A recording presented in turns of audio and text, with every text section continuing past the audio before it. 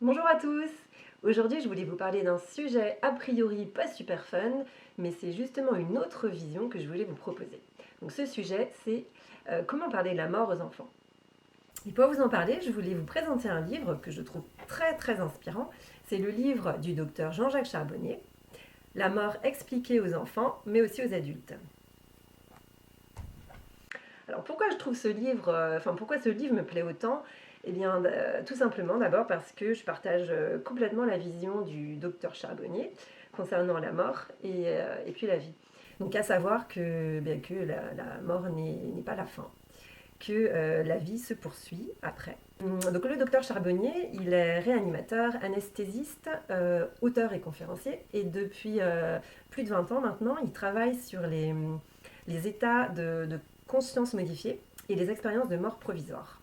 En fait, il a à cœur de partager ce qui apparaît aujourd'hui comme une quasi-certitude scientifique, à savoir que l'âme, ou la conscience, on l'appelle comme on veut, survit à la mort physique. Alors dans son livre, donc il a choisi des mots à la fois simples mais aussi très précis et très clairs pour parler de plein de sujets autour de la mort. Donc il parle du corps humain, il parle de l'esprit, il parle aussi des esprits, des signes, des coïncidences, il nous parle de qu'est-ce qui se passe au moment de la mort. Et puis en fait, ce qui est aussi très intéressant dans son livre, c'est qu'il ajoute des extraits de témoignages de personnes ayant vécu des expériences de mort imminente, les EMI. Et ce qui est intéressant, donc, c'est que, on découvre que ces personnes, au moment où elles ont vécu l'EMI, au moment, c'est-à-dire où leur âme quittait leur corps, donc souvent ça se passe au cours d'une opération chirurgicale ou d'un accident. Donc elles voient leur âme sortir de leur corps, donc elles prennent conscience qu'elles ne sont plus dans leur corps.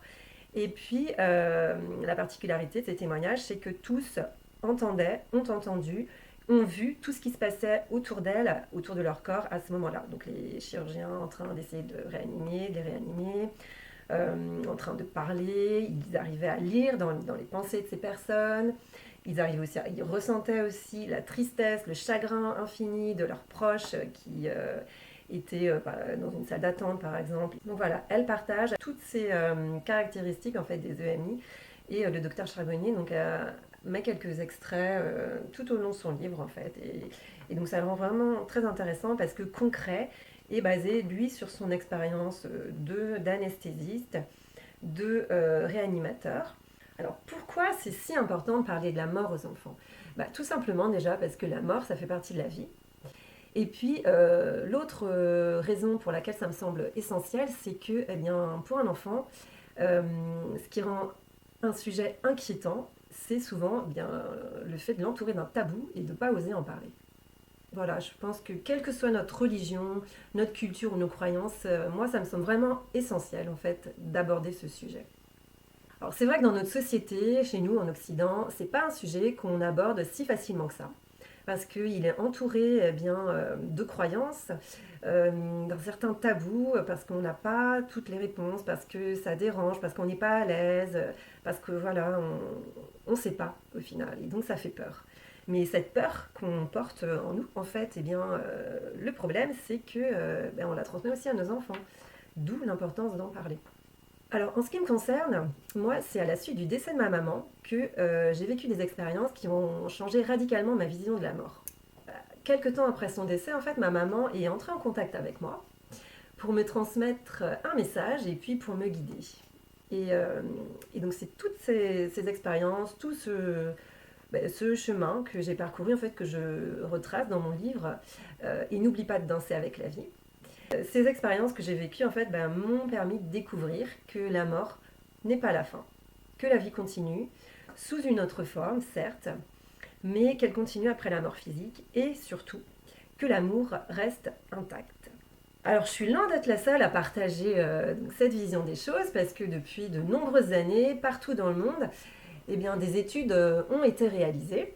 Et parmi ces études, il y a celles qui portent sur les fameuses EMI, expériences de mort imminente, et donc qui permettent d'affirmer aujourd'hui que l'âme ou la conscience survit vraiment à la mort. Il y a un autre docteur aussi, donc le psychiatre Olivier Chambon, qui est également auteur d'un livre super intéressant sur le sujet que je n'ai pas là sous la main, mais qui s'appelle Oser parler de la mort aux enfants. Donc lui, en fait, ce qu'il affirme, c'est qu'au regard donc, de tous ces phénomènes dits périmortels, donc c'est-à-dire bien les EMI, aussi les contacts avec les défunts, et puis les visions aussi qu'ont certaines personnes juste avant de mourir.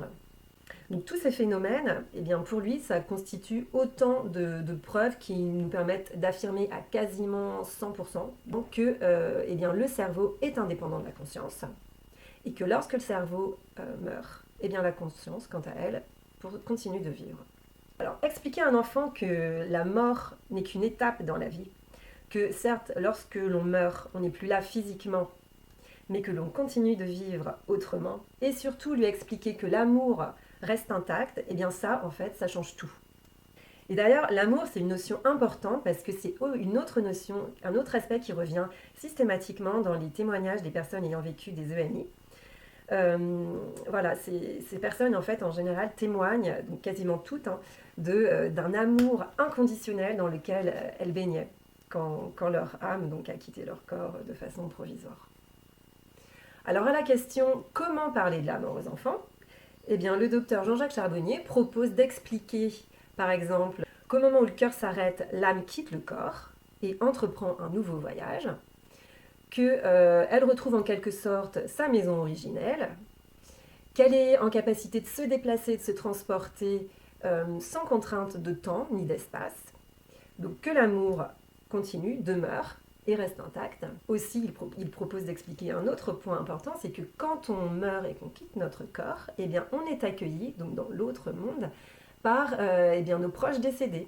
Dans son livre, donc, le docteur Charbonnier explique aussi qu'en prenant conscience que la vie n'est qu'une étape, et si on décide d'aller plus loin, que l'âme choisit ce qu'elle veut vivre en s'incarnant, eh bien alors la vie prend un tout autre sens.